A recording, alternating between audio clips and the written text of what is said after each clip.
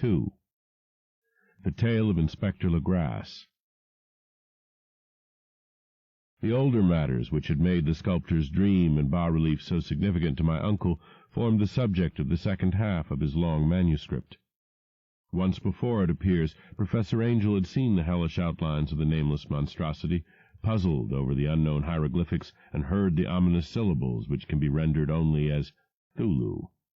And all this in so stirring and horrible a connection that it is small wonder he pursued young Wilcox with queries and demands for data. The earlier experience had come in 1908, 17 years before, when the American Archaeological Society held its annual meeting in St. Louis.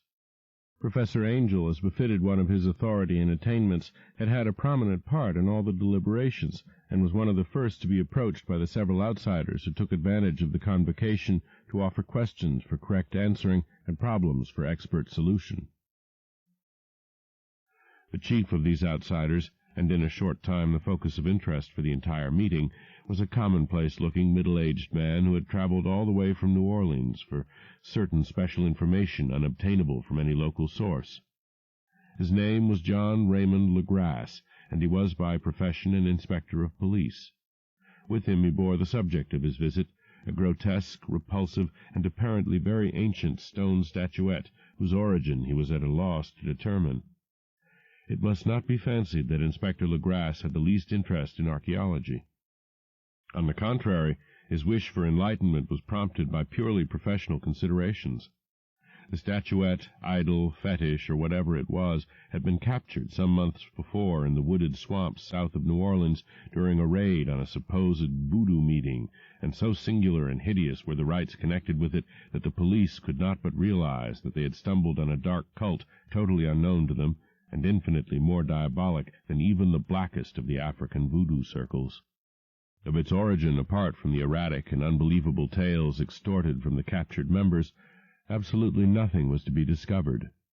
Hence the anxiety of the police for any antiquarian lore which might help them to place the frightful symbol, and through it track down the cult to its fountainhead.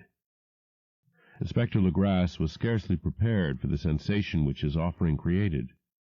One sight of the thing had been enough to throw the assembled men of science into a state of tense excitement, and they lost no time in crowding around him to gaze at the diminutive figure whose utter strangeness and air of genuinely abysmal antiquity hinted so potently at unopened and archaic vistas. No recognized school of sculpture had animated this terrible object, yet centuries and even thousands of years seemed recorded in its dim and greenish surface of unplaceable stone. The figure, which was finally passed slowly from man to man for close and careful study, was between 7 and 8 inches in height, and of exquisitely artistic workmanship. It represented a monster of vaguely anthropoid outline, but with an octopus-like head, whose face was a mass of feelers, a scaly, rubbery-looking body, prodigious claws on hind and fore feet, and long, narrow wings behind. This thing, which seemed instinct with a fearsome and unnatural malignancy, was of a somewhat bloated corpulence, and squatted evilly on a rectangular block or pedestal covered with undecipherable characters. The tips of the wings touched the back edge of the block. The seat occupied the center, whilst the long, curved claws of the doubled-up, crouching hind legs gripped the front edge and extended a quarter of the way down toward the bottom of the pedestal. The cephalopod head was bent forward, so that the ends of the facial feelers brushed the backs of huge forepaws, which clasped the croucher's elevated knees. The aspect of the whole was abnormally lifelike, and the more subtly fearful because its source was so totally unknown. Its vast, awesome, and incalculable age was unmistakable, yet not one link did it show with any known type of art belonging to civilization's youth, or indeed to any other time. Totally separate and apart, its very material was a mystery, for the soapy greenish-black stone with its golden or iridescent flecks and striations resembled nothing familiar to geology or mineralogy. The characters along the base were equally baffling, and no member present, despite a representation of half the world's expert learning in this field, could form the least notion of even the remotest linguistic kinship. They, like the subject and material, belonged to something horribly remote and distinct from mankind as we know it, something frightfully suggestive of old and unhallowed cycles of life in which our world and our conceptions have no part. And yet, as the members severally shook their heads and confessed defeat at the inspector's problem, there was one man in that gathering who suspected a touch of bizarre familiarity in the monstrous shape and writing, and who presently told with some diffidence of the odd trifle he knew. This person was the late William Channing Webb, professor of anthropology in Princeton University and an explorer of no slight note. Professor Webb had been engaged 48 years before in a tour of Greenland and Iceland in search of some runic inscriptions which he failed to unearth, and whilst high up on the West Greenland coast had encountered a singular tribe or cult of degenerate Eskimos, whose religion, a curious form of devil worship, chilled him with its deliberate bloodthirstiness and repulsiveness. It was a faith of which other Eskimos knew little, and which they mentioned only with shudders, saying that it had come down from horribly ancient eons before ever the world was made. Besides nameless rites and human sacrifices, there were certain queer hereditary rituals addressed to a supreme elder devil or Tornasuk, and of this Professor Webb had taken a careful phonetic copy from an aged Angekok, or wizard priest, expressing the sounds in Roman letters as best he knew how. But just now of prime significance was the fetish which this cult had cherished, and around which they danced when the aurora leaped high over the ice cliffs. It was, the professor stated, a very crude bas-relief of stone, comprising a hideous picture and some cryptic writing, and so far as he could tell, it was a rough parallel in all essential features of the bestial thing now lying before the meeting. This data, received with suspense and astonishment by the assembled members, proved doubly exciting to Inspector Legrasse, and he began at once to ply his informant with questions. Having noted and copied an oral ritual among the swamp cult-worshippers his men had arrested, he besought the professor to remember as best he might the syllables taken down amongst the diabolist Eskimos. There then followed an exhaustive comparison of details, and a moment of really awed silence when both detective and scientist agreed on the virtual identity of the phrase common to two hellish rituals so many worlds of distance apart. What, in substance, both the Eskimo wizards and the Louisiana swamp priests had chanted to their kindred idols was something very like this, the word divisions being guessed at from traditional breaks in the phrase as chanted aloud. Thingui, Mglolnaf, Thulu, Rilye, Ga Nagel Ftagen. Legrasse had 1 point in advance of Professor Webb, for several among his mongrel prisoners had repeated to him what older celebrants had told them the words meant. This text as given ran something like this. In his house at Rilye, dead Thulu waits dreaming. And now, in response to a general and urgent demand, Inspector Legrasse related as fully as possible his experience with the swamp worshippers, telling a story to which I could see my uncle attached profound significance. It savored of the wildest dreams of myth-maker and theosophist, and disclosed an astonishing degree of cosmic imagination among such half-castes and pariahs as might be expected to possess it. On November 1st, 1907, there had come to the New Orleans police a frantic summons from the swamp and lagoon country to the south. The squatters there, mostly primitive but good-natured descendants of Lafitte's men, were in the grip of stark terror from an unknown thing which had stolen upon them in the night. It was voodoo, apparently, but voodoo of a more terrible sort than they had ever known, and some of their women and children had disappeared since the malevolent tom-tom had begun its incessant beating far within the black-haunted woods where no dweller ventured. There were insane shouts and harrowing screams, soul-chilling chants and dancing devil flames, and the frightened messenger added, the people could stand it no more. So a body of 20 police, filling 2 carriages and an automobile, had set out in the late afternoon with the shivering squatter as a guide. At the end of the passable road they alighted, and for miles splashed on in silence through the terrible cypress woods where day never came. Ugly roots and malignant hanging nooses of Spanish moss beset them, and now and then a pile of dank stones or fragment of a rotting wall, intensified by its hint of morbid habitation, a depression which every malformed tree and every fungus islet combined to create. At length the squatter settlement, a miserable huddle of huts, hove in sight, and hysterical dwellers ran out to cluster around the group of bobbing lanterns. The muffled beat of tom-toms was now faintly audible far, far ahead, and a curdling shriek came at infrequent intervals when the wind shifted. A reddish glare, too, seemed to filter through the pale undergrowth beyond endless avenues of forest night. Reluctant even to be left alone again, each one of the cowed squatters refused point-blank to advance another inch toward the scene of unholy worship, so Inspector Legrasse and his 19 colleagues plunged on unguided into black arcades of horror that none of them had ever trod before. The region now entered by the police was one of traditionally evil repute, substantially unknown and untraversed by white men.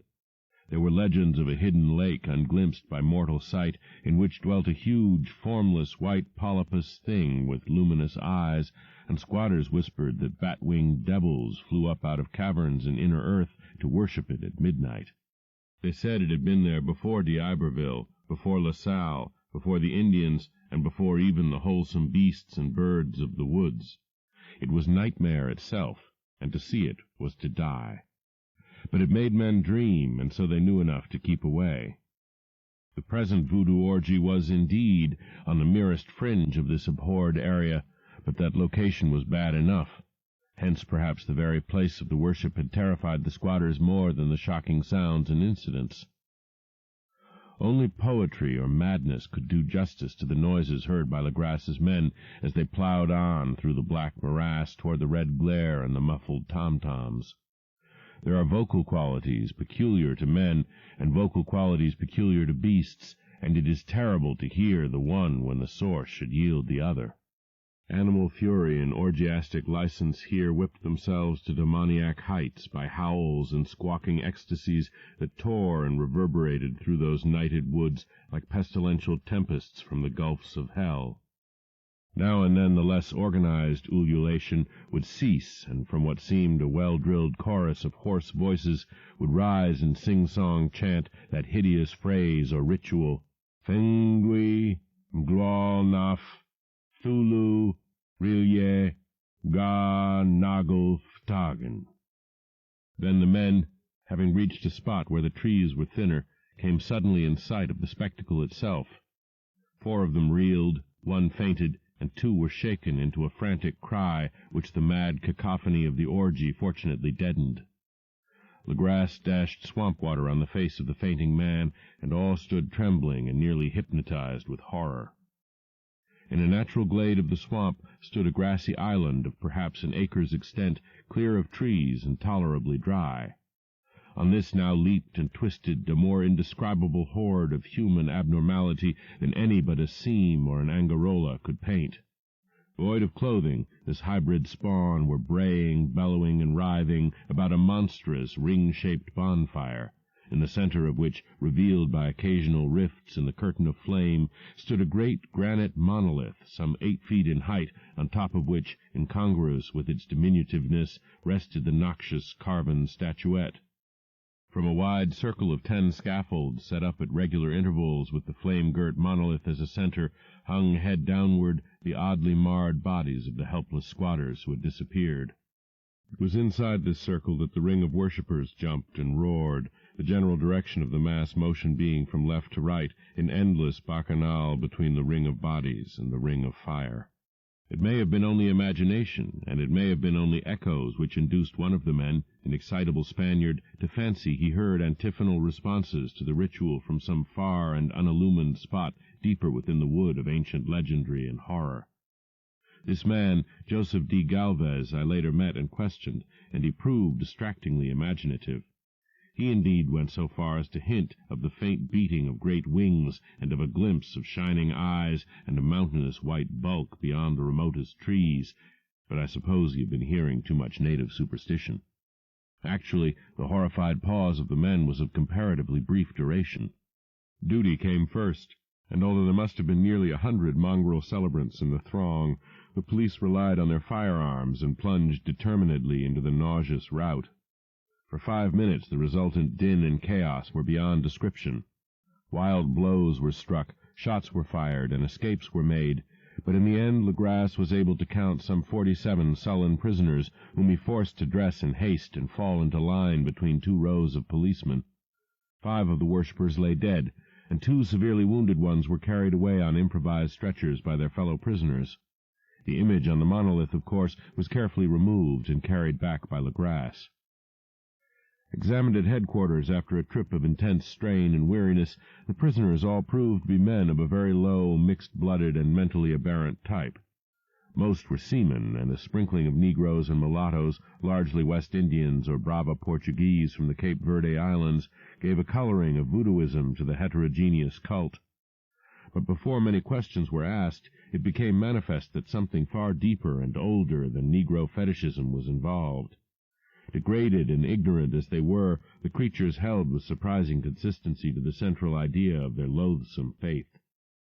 They worshipped, so they said, the great old ones who lived ages before there were any men, and who came to the young world out of the sky.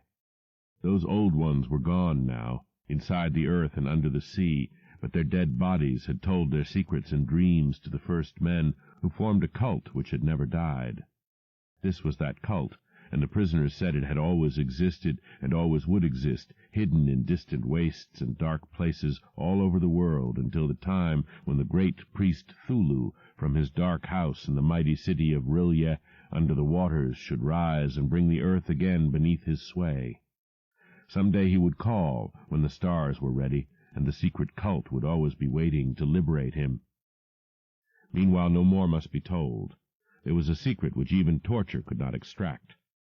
Mankind was not absolutely alone among the conscious things of earth, for shapes came out of the dark to visit the faithful few. But these were not the great old ones. No man had ever seen the old ones. The carven idol was great Cthulhu, but none might say whether or not the others were precisely like him. No one could read the old writing now, but things were told by word of mouth. The chanted ritual was not the secret. That was never spoken aloud, only whispered. The chant meant only this: "In his house at Rilye, dead Cthulhu waits dreaming." Only 2 of the prisoners were found sane enough to be hanged, and the rest were committed to various institutions. All denied a part in the ritual murders, and averred that the killing had been done by black-winged ones, which had come to them from their immemorial meeting-place in the haunted wood. But of those mysterious allies no coherent account could ever be gained. What the police did extract came mainly from an immensely aged mestizo named Castro, who claimed to have sailed to strange ports and talked with undying leaders of the cult in the mountains of China. Old Castro remembered bits of hideous legend that paled the speculations of theosophists and made man and the world seem recent and transient indeed. There had been eons when other things ruled on the earth, and they had had great cities. Remains of them, he said the deathless Chinamen had told him, were still to be found as cyclopean stones on islands in the Pacific. They all died vast epochs of time before men came, but there were arts which could revive them when the stars had come round again to the right positions in the cycle of eternity. They had indeed come themselves from the stars, and brought their images with them.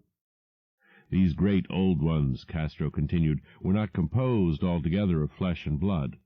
They had shape, for did not this star-fashioned image prove it? But that shape was not made of matter. When the stars were right, they could plunge from world to world through the sky, but when the stars were wrong, they could not live.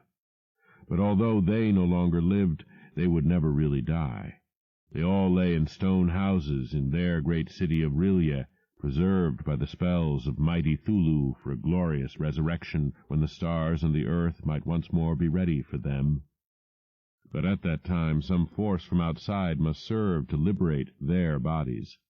The spells that preserved them intact likewise prevented them from making an initial move, and they could only lie awake in the dark and think whilst uncounted millions of years rolled by. They knew all that was occurring in the universe, but their mode of speech was transmitted thought. Even now they talked in their tombs. When, after infinities of chaos, the first men came, the great old ones spoke to the sensitive among them by moulding their dreams, for only thus could their language reach the fleshly minds of mammals. Then, whispered Castro, those first men formed the cult around small idols which the great ones showed them. Idols brought in dim eras from dark stars. That cult would never die till the stars came right again, and the secret priests would take great Cthulhu from his tomb to revive his subjects and resume his rule of earth. The time would be easy to know, for then mankind would have become as the great old ones, free and wild and beyond good and evil, with laws and morals thrown aside, and all men shouting and killing and reveling in joy. Then the liberated old ones would teach them new ways to shout and kill and revel and enjoy themselves, and all the earth would flame with a holocaust of ecstasy and freedom. Meanwhile the cult, by appropriate rites, must keep alive the memory of those ancient ways and shadow forth the prophecy of their return. In the elder time, chosen men had talked with the entombed old ones in dreams, but then something had happened. The great stone city Rillier, with its monoliths and sepulchres, had sunk beneath the waves, and the deep waters, full of the one primal mystery through which not even thought can pass, had cut off the spectral intercourse. But memory never died, and high priests said that the city would rise again when the stars were right. Then came out of the earth the black spirits of earth, mouldy and shadowy, and full of dim rumors picked up in caverns beneath forgotten sea-bottoms. But of them old Castro dared not speak much. He cut himself off hurriedly, and no amount of persuasion or subtlety could elicit more in this direction. The size of the old ones, too, he curiously declined to mention. Of the cult, he said that he thought the center lay amid the pathless deserts of Arabia, where Iram, the city of pillars, dreams hidden and untouched. It was not allied to the European witch cult, and was virtually unknown beyond its members. No book had ever really hinted of it, though the deathless Chinaman said that there were double meanings in the Necronomicon of the mad Arab Abdul al-Hazred, which the initiated might read as they chose, especially the much-discussed couplet, "That is not dead which can eternal lie, and with strange aeons even death may die." Legrasse, deeply impressed and not a little bewildered, had inquired in vain concerning historic affiliations of the cult. Castro apparently had told the truth when he said that it was wholly secret. The authorities at Tulane University could shed no light upon either cult or image, and now the detective had come to the highest authorities in the country and met with no more than the Greenland tale of Professor Webb. The feverish interest aroused at the meeting by Legrasse's tale, corroborated as it was by the statuette, is echoed in the subsequent correspondence of those who attended, although scant mention occurs in the formal publications of the Society. Caution is the first care of those accustomed to face occasional charlatanry and imposture. Legrasse for some time lent the image to Professor Webb, but at the latter's death it was returned to him, and remains in his possession, where I viewed it not long ago. It is truly a terrible thing, and unmistakably akin to the dream sculpture of young Wilcox. That my uncle was excited by the tale of the sculptor I did not wonder. For what thoughts must arise upon hearing, after a knowledge of what Legrasse had learned of the cult, of a sensitive young man who had dreamed not only the figure and exact hieroglyphics of the swamp-found image and the Greenland devil tablet, but had come in his dreams upon at least 3 of the precise words of the formula, uttered alike by Eskimo diabolists and mongrel Louisianans. Professor Angel's instant start on an investigation of the utmost thoroughness was eminently natural. Though privately I suspected young Wilcox of having heard of the cult in some indirect way, and of having invented a series of dreams to heighten and continue the mystery at my uncle's expense. The dream narratives and cuttings collected by the professor were, of course, strong corroboration, but the rationalism of my mind and the extravagance of the whole subject led me to adopt what I thought the most sensible conclusions. So, after thoroughly studying the manuscript again, and correlating the theosophical and anthropological notes with the cult narrative of Legrasse, I made a trip to Providence to see the sculptor, and give him the rebuke I thought proper for so boldly imposing upon a learned and aged man.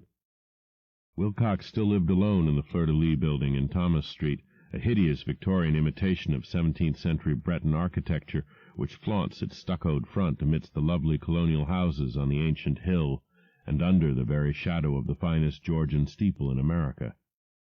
I found him at work in his rooms, and at once conceded from the specimens scattered about that his genius is indeed profound and authentic.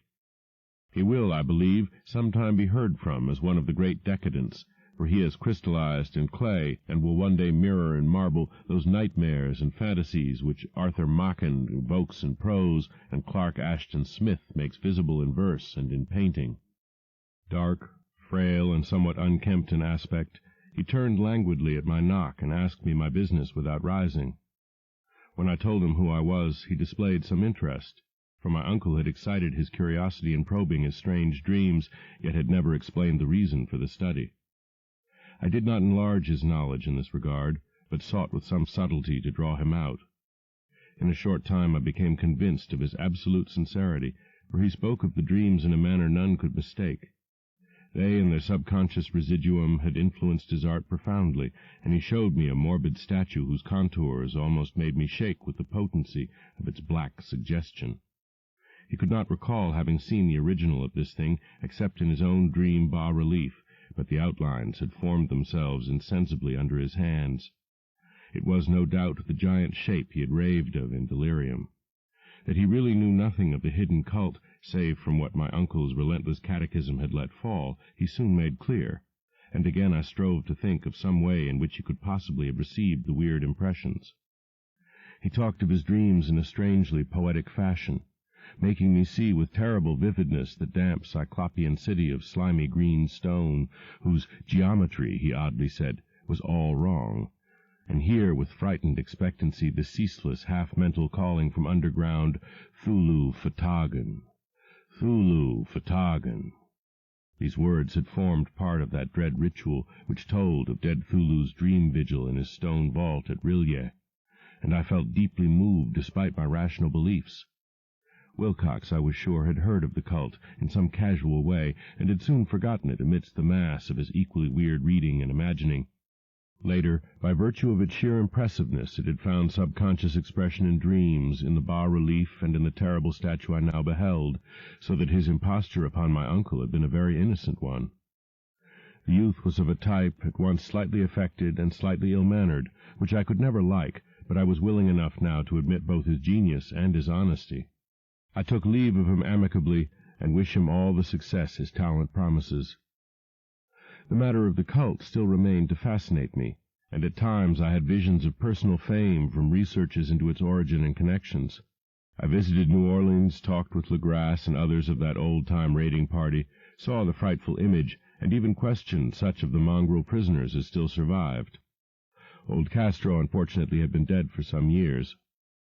What I now heard so graphically at first hand, though it was really no more than a detailed confirmation of what my uncle had written, excited me afresh, for I felt sure that I was on the track of a very real, very secret, and very ancient religion whose discovery would make me an anthropologist of note. My attitude was still one of absolute materialism, as I wish it still were, and I discounted with almost inexplicable perversity the coincidence of the dream notes and odd cuttings collected by Professor Angel. One thing I began to suspect, and which I now fear I know, is that my uncle's death was far from natural. He fell on a narrow hill street leading up from an ancient waterfront swarming with foreign mongrels, after a careless push from a Negro sailor. I did not forget the mixed blood and marine pursuits of the cult members in Louisiana, and would not be surprised to learn of secret methods and poison needles as ruthless and as anciently known as the cryptic rites and beliefs. Legrasse and his men, it is true, have been let alone, but in Norway a certain seaman who saw things is dead. Might not the deeper inquiries of my uncle after encountering the sculptor's data have come to sinister ears? I think Professor Angel died because he knew too much, or because he was likely to learn too much. Whether I shall go as he did remains to be seen, for I have learned much now.